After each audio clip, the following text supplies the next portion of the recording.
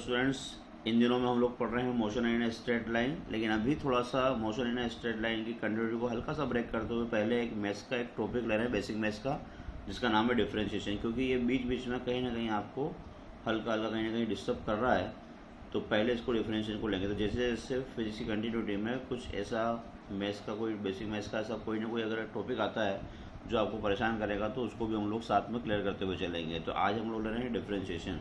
Differentiation जहाँ से चालू होता है, तो हम लोगों ने लास्ट क्लास में कहीं एक स्लोप के बारे में बात की थी कि कभी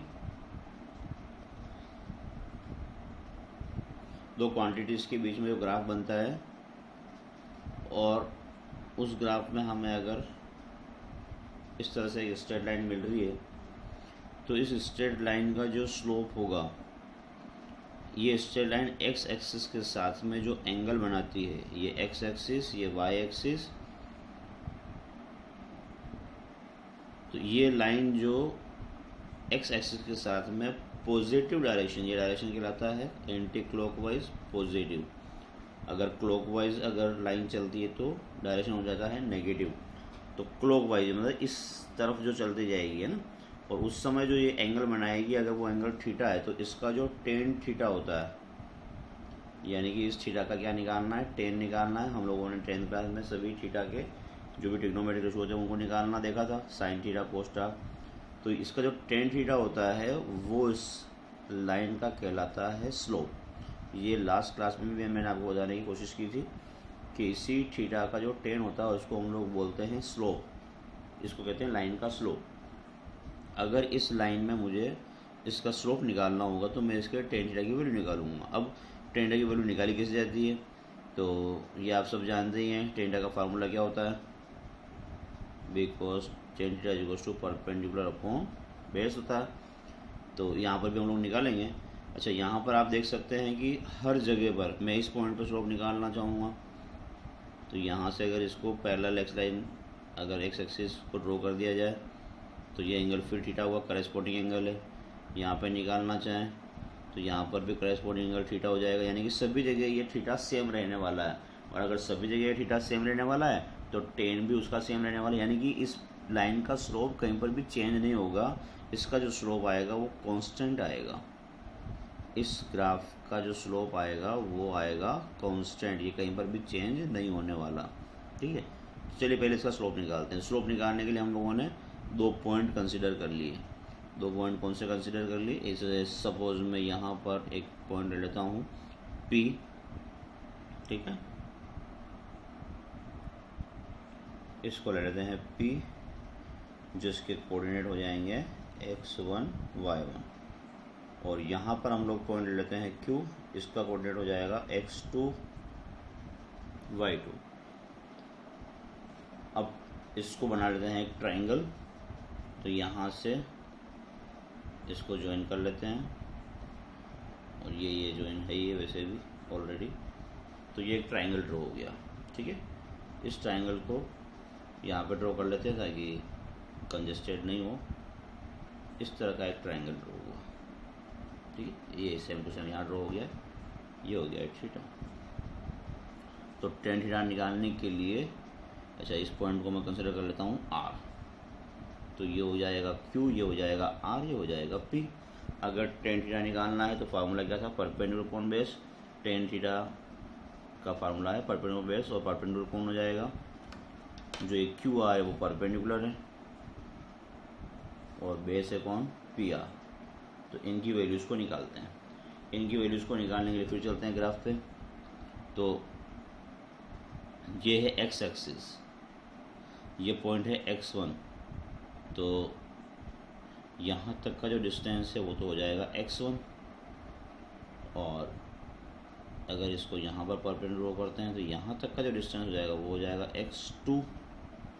हमें निकालना है केवल ये वाला मतलब केवल ये वाला, और ये निकालने के लिए हमें इस पूरे में से इसको क्या कर देना पड़ेगा, माइनस कर देना पड़ेगा। ध्यान से देखिए, इस पूरे में से इसको क्या कर देना पड़ेगा, माइनस। तो ये पूरा कितना था x2, ये पूरा है x1, तो ये जो रिजल्ट बचेगा आपके पास में वो आएगा x2 माइनस x1। ये जो रिज़ल्ट आएगा वही रिज़ल्ट ये वाला आएगा। इसका मतलब इसकी वैल्यू भी क्या हो जाएगी, x2 minus x1। Okay, clear हुआ। इसी तरह से हम लोग इस वाले को जब निकालेंगे, दिख रहा है, इस वाले को जब निकालेंगे तो ये पूरा जो है ये पूरा है y2, ठीक है, ये पूरा है y2 और उसमें से ये वाला जो रिजल्ट आएगा वो आएगा y1।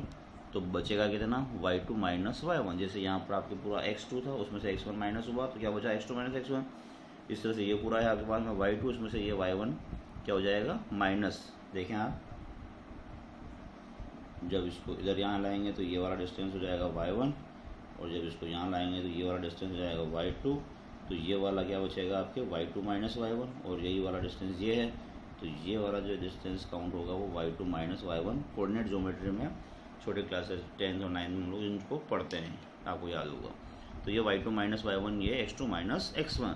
तो इसका मतलब जब हम लोग इसको tan थीटा में रखेंगे तो फार्मूले में जब उन्होंने रखा QR क्या था, y2 माइनस y1 और ये हो जाएगा x2 माइनस x1, ठीक है।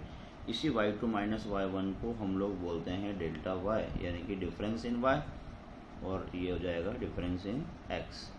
तो tan थीटा अल्टीमेटली क्या आया, delta y upon delta x। ये लास्ट क्लास में भी मैंने आपको सिखाने की कोशिश की थी जब वेलोसिटी हम लोग पढ़ रहे थे, इंस्टेंटेनियस वेलोसिटी। तो ये भी tan थीटा है। तो tan थीटा अगर स्टेटमेंट में कहा जाए तो क्या कहलाता है, उस लाइन का स्लोप, या tan थीटा कहला जाएगा delta y upon delta x, ठीक है। तो ये वाली कंडीशन तब है जब स्लोप क्या है, कांस्टेंट है, तो यहाँ तो दिक्कत आती नहीं है। लेकिन जैसे ये जो लाइन स्ट्रेट है, हमेशा तो ऐसा होता नहीं है ना, ज़िंदगी में तो उतार चढ़ाव आते हैं, ये ज़िंदगी भी एकदम सीधी सीधी चलती नहीं है। तो एक ग्राफ ऐसा कंसिडर करते हैं जहाँ पर उतार चढ़ाव आते हैं। सपोज एक ये y एक्सिस, ये x एक्सिस, और इस बार हमारा ग्राफ हम कंसिडर करते हैं इस तरह का कोई एक कर्व, ठीक है। जब ये इस तरह का एक कर्व हम लोग कंसिडर करते हैं और हम इसका स्लोप निकालना चाहते हैं, हमें इसका tan थीटा चाहिए, तो जब हम इस पॉइंट पर निकालेंगे तो इसका स्लोप आएगा, इसकी टेंजेंट इस तरह से ड्रॉ हो जाएगी। जब हम इस पॉइंट पर निकालना चाहेंगे तो ये इस तरह से ड्रॉ हो जाएगी। तो इसका थीटा तो ये रहा, इसका थीटा ये रहा, आप देख सकते हैं ये थीटा इससे ज़्यादा है, ये कम है। इसको नंबर देंगे θ1, ये हो जाएगा θ2। सपोज यहाँ निकालना चाहेंगे तो ये और अलग आ सकता है, ये आ सकता है θ3। तो यहाँ पर थीटा अलग अलग है, थीटा अलग अलग है तो tan थीटा भी अलग अलग होगा। इसका मतलब स्लोप जो है, इसका जो स्लोप आएगा वो स्लोप कांस्टेंट नहीं है, ये स्लोप हो जाएगा वेरिएबल। ये स्लोप क्या हो जाएगा, वेरिएबल। अब अगर इसका स्लोप हम निकालना भी चाहें कि tan थीटा निकालो साहब, इसका थीटा का जो θ1 θ2 की वैल्यू अलग अलग आ रही है, और अगर हम क्या निकालना चाहें, इसका tan थीटा निकालना भी चाहें, देखें अगर हम 2 पॉइंट कंसिडर करते हैं, यहाँ पर हम वही P ले लेते हैं, यहाँ पर हम लेते हैं Q, ठीक है। ये कर्व लिया अपन ने, यहाँ पर पॉइंट लिया वही P x1 y1, यहाँ पर लिया हम लोगों ने Q x2 y2, वही ट्रायंगल ड्रॉ करते हैं और यहाँ पर हम लोग इसको मिलाते हुए टेंजेंट ड्रॉ करते हैं। लेकिन जब हम लोग टेंजेंट ड्रॉ करते हैं तो हम लोग देखते हैं कि यहाँ पर एक कर्व आ रहा है, ठीक है। तो इस कर्व की वजह से टेंजेंट जो है वो इस तरह से पास होगी। देखो मैं इसका डायग्राम वापस बनाता हूँ।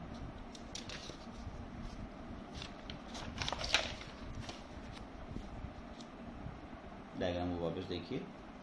सपोज हम लोग ग्राफ को वापस एक बार लेते हैं, x और y, और हमारा ग्राफ इस बार कर्व लिए हुए, ठीक है। हमने 2 पॉइंट कंसिडर कर लिए, P x1 y1, Q x2 y2, और इन दोनों के बीच में हम निकालना चाहते हैं स्लोप। जब इन दोनों के बीच में स्लोप निकालना चाहते हैं तो हमें क्या ड्रॉ करनी है, टेंजेंट ड्रॉ करनी है। तो जब हम P और Q से जब हम लोग टेंजेंट निकालना चाहते हैं, अगर P से निकालना चाहेंगे तो वो Q पर नहीं मिलेगी। देखो आप P से निकालना चाहें तो Q पर नहीं जाएगी, और Q से निकालना चाहें तो P पर नहीं जाएगी। और अगर दोनों को मिलाते हुए निकालते हैं तो ये तो टेंजेंट है नहीं, ये तो सेकंड कहलाती है। 10th में आप पढ़ चुके हो सेकंड के बारे में, यानी कि काटती हुई निकल जाती है, तो टच करती हुई निकलती नहीं है। तो ये एक प्रॉब्लम है, ठीक है। प्रॉब्लम क्या प्रॉब्लम है कि यहाँ पर दो पॉइंट के बीच में जब हम टेंजेंट ड्रॉ करते हैं तो वो टेंजेंट ड्रॉ नहीं हो रही है, और जब टेंजेंट ड्रॉ नहीं होगी तो स्लोप निकलेगा नहीं। तो क्या किया जाए? तो इसमें हम क्या करते हैं कि अगर हमें किसी पॉइंट पर टेंजेंट निकालनी है, स्लोप निकालना है, तो इसके बीच का गैप हमें बहुत कम करना पड़ेगा। यानी कि पी और क्यू के बीच में जो इतना बड़ा गैप है, ये गैप हमें बहुत कम लेना पड़ेगा। तो ये गैप हम लोग लेते हैं सपोज यहाँ पर, ये बस इतना सा लेते हैं, इसको भी और कम कर देते हैं। जो इतना कम कर देते हैं तो हम देखेंगे कि टेंजेंट जो ड्रॉ होगी वो दोनों पॉइंट से निकल सकती है। लेकिन केस क्या होना चाहिए, ये पी और क्यू बहुत ज़्यादा पास में, बहुत ज़्यादा पास में होने चाहिए। अब इसी कंडीशन को हम लोग जैसे अभी कोशिश करते हैं ड्रॉ करने की, और अब इसको जूम कर देते हैं, ठीक है। यहाँ पे आप देख पा रहे हैं। अब इसी को चीज़ को जैसे हम लोग सपोज टेक्निकल आप समझते हैं जूम करना किसको कहते हैं, तो यहाँ पर हम जूम करके इसको दिखाते हैं। तो इसी पी क्यू आर को हम यहाँ जूम कर लेते हैं। अब हमारा पी क्यू आर ऐसा दिखेगा जूम करने के बाद में। ये जो पी क्यू आर है वो इस तरह से कुछ दिखेगा, ये पी, ये क्यू और ये आर। वही कोऑर्डिनेट इसके x1 y1, इसका x2 y2। ये एंगल इस बार हो जाएगा थीटा, ये जो एंगल थीटा यही एंगल। और अब हम जो निकालेंगे वही हमारा tan theta slope tan theta, x2 minus x1, y2 minus y1, delta x y2 minus y1 upon x2 minus x1, and ये हो जाएगा delta y upon delta x। लेकिन कंडीशन क्या हुई थी कि ये हमने बहुत ज़्यादा पास में ले लिया था, इतना ज़्यादा पास में लिया है कि डेल्टा y को कह सकते हो टेंस टू ज़ीरो। ये एरो लगता है टेंस टू ज़ीरो। ये शो करता है कि डेल्टा y की जो विद ली है वो विद बहुत ज़्यादा छोटी है, बहुत ज़्यादा छोटी है। पहले वाले केस में ऐसा नहीं था, पिछले वाले केस में हमने देखा था बहुत अच्छा सा गैप था। आराम से हम लोग जो निकालते हैं ग्राफ के अंदर कंडीशन, आराम से उसको फाइंड आउट कर पाते हैं। लेकिन यहाँ पर तो बहुत ज़्यादा छोटा है ये, और ये डेल्टा y टेंस टू क्या हो गया, ज़ीरो। इसको लिखा जाता है ऐसे, tan theta equals to limit delta y या डेल्टा x, ये सॉरी ये डेल्टा x था, तो delta x tends to zero. ये चीज़ x को शो कर रही है, ये चीज़ y को शो कर रही है।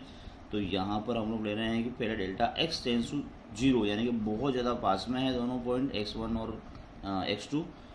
और अब जब इसको लिखते हैं तो ऐसी कंडीशन को हम लोग बोलते हैं, डेल्टा की जगह हम बोलते हैं dy और ये dx। डेल्टा की जगह अब आ जाएगा dy और dx। तो डेल्टा की जगह dy और dx क्यों आया, क्योंकि ये जो विद है वो टेंस टू ज़ीरो है, बहुत ज़्यादा पास में है। तो ये जो dy dx जब आ जाए, इसका मतलब समझ जाना कि बहुत छोटे छोटे टुकड़े हैं, ये बहुत छोटे छोटे टुकड़े हैं, और इन्हीं छोटे छोटे टुकड़ों को डिफ्रेंशिएशन कहा जाता है। डिफ्रेंशिएशन का मतलब होता है छोटे छोटे टुकड़ों में बांटना। तो यहाँ पर हम लोगों ने y और x को क्या कर दिया है, छोटे छोटे टुकड़ों में बांट दिया है। अब dy बाई dx का मतलब है rate of change in y with respect to x। आप लोगों ने पढ़ा था जब हम 10th क्लास में कोई फार्मूला जैसे I equals to Q upon T देते थे, rate of flowing of charge. तो रेट ऑफ फ्लोइंग यानी कि टाइम अपॉन में था, तो रेट। इसी तरह से आप कभी भी आप देखेंगे तो रेट जब हम बोलते हैं तो उसके अपॉन में कुछ आता है। तो यहाँ पर rate of change in charge, rate of change in charge with respect to T था। यहाँ पर the rate of change in Y with respect to क्या हो जाएगा, एक्स, क्योंकि ऊपर वाई है नीचे एक्स है, ठीक है। तो the rate of change in Y with respect to X, इसी को कहा जाएगा डिफ्रेंशिएशन, ठीक है। इसको कहेंगे डिफरेंशिएशन। तो डिफरेंशिएशन को हम लोग ये कह सकते हैं, या डिफरेंशिएशन को हम कह सकते हैं, डिफरेंशिएशन जो है वो है स्लोप। ग्राफिकली हम बात करें तो डिफरेंशिएशन क्या चीज़ है, स्लोप। और स्लोप क्या होता है, टेन थीटा। थीटा क्या होता है, ये एंगल, ग्राफ का एंगल किसके साथ में, एक्स एक्सिस के साथ में जो एंगल होता है उसको थीटा कहते हैं। तो उसी का स्लोप क्या कहलाता है, डिफरेंशिएशन कहलाता है ग्राफिकली। लेकिन अगर हम लोग इसको ग्राफ के बिना बात करेंगे तो rate of change in Y with respect to X, और इसको कहा जाता है D Y by D X. तो जहाँ पर भी आप ये क्वांटिटीज़ को इस तरह से देखेंगे डी के साथ में, तो आप समझ जाइए वहाँ पे क्या चीज़ है, डिफरेंशिएशन, इसको कहते हैं डिफरेंशिएशन। क्लियर हुआ? अब भी अगर डिफरेंशिएशन में कोई प्रॉब्लम आती है तो वापस बताइएगा आप। मैं डिफरेंशिएशन कुछ फार्मूले लेके चल रहा हूँ, जो बेसिक फार्मूले हमारे होंगे, जिन फार्मूलों को आपको याद करना है, और उन फार्मूलों का यूज़ आपके इन चैप्टर्स के अंदर अलग अलग जगह पर न्यूमेरिकल्स वगैरह के अंदर आएगा। इसी को मैं एक बार रिलेट कर देता हूँ आपको। हम लोग जो बात कर रहे थे इंस्टेंटेनियस वेलोसिटी के बारे में, उसको एक बार मैं फिर ले लेता हूँ। इंस्टेंटेनियस वेलोसिटी, इंस्टेंटेनियस वेलोसिटी निकालने के लिए हमारा ग्राफ आएगा कहाँ से कहाँ के बीच में। देखो, वेलोसिटी एक डिपेंडेंट क्वांटिटी है। वेलोसिटी किस किस पे डिपेंड होती है? तो डिस्प्लेसमेंट अपॉन टाइम पर। तो जो डिपेंडेंट क्वांटिटी है उन किसके ऊपर डिपेंड है, उनके बीच में ग्राफ बन जाएगा। तो यहाँ हम लोगों ने लिया था टाइम और यहाँ लिया था डिस्प्लेसमेंट। हमको कई बार लगता है कि यहाँ पर फिजिक्स में ग्राफ क्या कर रहा है। देखिए, फिजिक्स जो है वो क्वांटिटीज़ का खेल है सारा, और क्वांटिटीज़ के बीच में होंगे रिलेशंस, और इन रिलेशंस को हम लोग मैथमेटिकली कहाँ शो करते हैं, ग्राफ पे शो कर सकते हैं, इसीलिए ग्राफ यहाँ पर आता है। और वैसे भी मैथमेटिक्स और फिजिक्स आपस में रिलेटेड हैं, और इसीलिए फिजिक्स को बिना मैथ्स के नहीं पढ़ा जा सकता। ठीक है, इसलिए आपको ये दिमाग में रखना है। फॉर्मूले भी आएंगे, मैथमेटिक्स की बहुत सारी ब्रांचेस को हम यहाँ पढ़ते थे, डिफरेंशिएशन पढ़ा, ऐसे लोगरिथम कभी देखेंगे, कभी इंटीग्रेशन देखेंगे। तो मैथमेटिक्स के बहुत सारे फार्मूले यहाँ पर यूज़ होंगे। सिंपल मैथमेटिक्स तो हर जगह यूज़ होती रहेगी, जो आप लोगों ने 10th क्लास तक पढ़ी है। तो ग्राफ भी यहाँ पर बनेंगे। ठीक है, तो डिस्प्लेसमेंट और टाइम, इसके बीच का ग्राफ बनेगा, क्योंकि ये देखो आप अपॉन में आ रहा है वही, the rate of change in displacement with respect to time, अभी अपन ने देखा था। तो यहाँ पर अगर चेंज होगी तो यानी इसका मतलब यहाँ पे इसका भी स्लोप निकलेगा, इसका जब स्लोप निकलेगा तो क्या आ जाएगी, वेलोसिटी आ जाएगी। तो यहाँ पर जैसे डिस्प्लेसमेंट और टाइम, और यहाँ पर हमारा ग्राफ इस तरह से बनता है। तो यहाँ पर अगर हम लोग इसका स्लोप निकालना चाहते हैं, वही स्लोप क्या कहलाएगी, वेलोसिटी कहलाएगी। तो जब स्लोप निकालना चाहेंगे तो हमें क्या करना पड़ेगा, एक इंस्टेंटली एक जगह पर हमें टेंजेंट ड्रॉ करनी पड़ेगी, जो कि यहाँ पर मुश्किल काम होगा। तो हम क्या कर देते हैं, ये दोनों पॉइंट इतने पास में ले आते हैं कि ये टेंस टू क्या हो जाते हैं, ज़ीरो हो जाते हैं। ठीक है, तो यहाँ पर हम लोग डिस्प्लेसमेंट को सपोज अगर x ले लेते हैं, डिस्प्लेसमेंट को हम लोग x सपोज कर रहे हैं, टाइम हमारे पास में t है, तो जो dx अपॉन dt हो जाएगा, dx अपॉन dt का मतलब है x भी बहुत छोटा, t भी बहुत छोटा, कितना छोटा, टेंस टू जीरो। तो dx upon dt is called the slope of this graph, and इसका जो स्लोप आएगा वही चीज़ क्या हो जाएगी, इसकी वेलोसिटी हो जाएगी। तो वेलोसिटी का डिफरेंशिएशन वाला फार्मूला क्या बन जाएगा, dx अपॉन dt। कितना सिंपल हुआ नहीं? dx अपॉन dt का मतलब क्या हुआ, डिस्प्लेसमेंट के अंदर चेंजेस, किसके रेस्पेक्ट में, टाइम के रेस्पेक्ट में डिस्प्लेसमेंट में चेंज है, वो क्या कहलाएगी, वेलोसिटी कहलाएगी। या सिंपल सी बात है कि वेलोसिटी निकालनी है तो डिस्प्लेसमेंट का क्या कर दो, डिफ्रेंशिएशन कर दो। डिस्प्लेसमेंट का क्या कर दोगे, डिफ्रेंशिएशन कर दोगे। जब डिस्प्लेसमेंट का डिफ्रेंशिएशन कर दोगे तो क्या मिल जाएगी, वेलोसिटी मिल जाएगी। ठीक है, ये डिफ्रेंशिएशन की फॉर्म में अब आपको समझना, इसीलिए हम लोग डिफरेंशिएशन पढ़ रहे हैं। तो अब डिफरेंशिएशन कुछ फार्मूले, इंपॉर्टेंट फार्मूले जो भी आपके काम आने वाले हैं, जल्दी जल्दी उनको देख लेते हैं। तो जहाँ पर भी ये डी बाई डी एक्स लग जाए, डी बाई डी टी लग जाए, डी बाई डी वाई, अभी मैं एक्स के रेस्पेक्ट में लिखूँगा, इसी को हम लोग चेंज करके लिख सकते हैं। तो अभी हमारी जो जिसके रेस्पेक्ट में हम लोग कर रहे हैं वो हमारे पास में एक्स है, तो मैं लिख रहा हूँ डी बाई डी एक्स। पहला फार्मूला है कांस्टेंट का। कभी भी कोई कांस्टेंट होगा और उसका डिफरेंशिएशन जब हम लोग करेंगे तो उसका डिफरेंशिएशन हमेशा आता है ज़ीरो। जैसे for an example it may be D by D x of 3 is a constant, क्योंकि 3 का डिफरेंशिएशन अगर हम लोग करेंगे तो वो क्या आ जाएगा, ज़ीरो। ये क्यों आया ज़ीरो, क्योंकि कांस्टेंट, जैसे आप 3 का ग्राफ बनाते हैं, वाई इक्वल्स टू 3 का ग्राफ बनाते हैं, जैसे y हम लोगों ने लिया 3, तो y इक्वल्स टू 3 कहाँ पे आएगा, ये 1, ये 2 और ये 3। 10th क्लास में आप ग्राफ पढ़ चुके हो, y इक्वल्स टू 3 इस तरह से लाइन आएगी। और मैं कहूँगा इसका स्लोप तो बताओ, ये लाइन x एक्सिस से आप में एंगल बना रही है क्या, नहीं बना रही ना, x एक्सिस तो यहाँ पे रह गई। तो एंगल ही नहीं बन रहा है, मतलब थीटा कितना आ गया, ज़ीरो। और अगर थीटा ज़ीरो हो तो उसका टेन थीटा भी कितना आएगा, ज़ीरो आएगा। और हमारा डिफरेंशिएशन का फार्मूला क्या है, स्लोप, इसका टेन टेन निकालना। तो टेन टेन 0 आ रहा है, इसका मतलब कांस्टेंट का डिफरेंशिएशन क्या आ गया, 0। ठीक है, इसलिए किसी भी कांस्टेंट का डिफरेंशिएशन हमेशा क्या आता है, 0 आता है। पहला फार्मूला याद रखिएगा, किसी भी कांस्टेंट का डिफरेंशिएशन क्या आएगा, 0, अगर वो अकेला है तो। किसी वेरिएबल के साथ में, सपोज यहाँ पर ये d/dx 3x होता, तब नहीं आएगा 0, तब इज़ नॉट इक्वल टू ये 0। ठीक है, ये ध्यान रखना, अकेला आएगा तभी इसका डिफरेंशिएशन क्या होगा, 0 होगा। तो पहला फार्मूला क्या समझे, d/dx यानी कि differentiation of constant is equal to 0। दूसरा फार्मूला हो जाएगा, बहुत इंपॉर्टेंट फार्मूला, इस पे हम लोग को कुछ एग्जांपल्स भी देखने हैं, x⁴n। ठीक है, एलजेब्रा का हमारे पास में एक टर्म है x⁴n, तो इसका फार्मूला बनता है, इस पावर को ले आओ आगे और x के ऊपर पावर कर दो एक कम पहले से, nxn-1। ठीक है, अगर जितनी पावर है उस पावर को ले लोगे आगे, कोफिशिएंट बना दोगे और पावर को कर दोगे 1 माइनस कर देना उसमें से। ठीक है, बड़ा इंपॉर्टेंट फार्मूला है। इसका एग्जांपल देखते हैं, जैसे d/dx निकालना है मुझे x² का।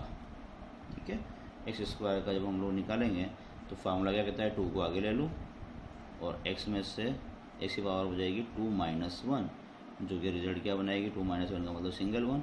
इसका मतलब x² का डिफरेंशिएशन आएगा आपके पास में 2x। ओके, एक फार्मूला हो, एक एग्जाम्पल और देखिए। इस बार x³ का करते हैं, जब x³ का करेंगे तो इस बार 3 आगे आ जाएगा और x की पावर हो जाएगी 3 - 1, जिससे ये बन जाएगा 3x²। समझे, x³ का डिफरेंशिएशन क्या हो जाएगा, 3x²। इसी तरह से और लेते हैं, एक और एग्जांपल लेते हैं। इस बार लेते हैं एक कांस्टेंट भी लेते हैं इस बार। ठीक है, मैं बता रहा था ना, वो अगर कांस्टेंट अकेला आएगा तब तो 0 हो जाएगा, लेकिन बाई चांस अकेला नहीं आए, किसी के साथ में आता है, ये 3 लगा देता हूँ, जैसे मैं यहाँ पर 3 लगा देता हूँ, 3 इज ए कांस्टेंट, और इस बार इसी बार में ले लेता हूँ 9। ठीक है, तो कांस्टेंट अगर किसी वेरिएबल के साथ में आता है तो वो एज इट इज़ रह जाता है, तो कांस्टेंट 3 तो एज इट इज़ रह जाएगा। x⁴ के साथ में वही होगा जो भी हम लोग ऊपर वाले एग्जांपल्स में कर रहे थे। क्या होगा, ये पावर है वो आगे आ जाएगी, तो ये 3 × 9, ये इंटू है 3 × 9, और x की पावर हो जाएगी 9 - 1। क्या समझे, 3 एज इट इज़ रहेगा, इसमें कोई चेंज नहीं करना है, 9 को आगे लेना है फार्मूला के अकॉर्डिंग, और x की पावर 9 - 1। अच्छा, अब मल्टीप्लाई हो जाएगा, 3 × 9 कितना हो जाएगा, 27, और x की पावर 9 - 1 जो कि बनाएगी 8। ये डिफरेंशिएशन हुआ आपका 3x⁴ का। और भी बहुत सारे एग्जांपल्स हम लोग इस तरह से ले सकते हैं। एक लास्ट एग्जांपल और लेता हूँ मैं इसका, d/dx ऑफ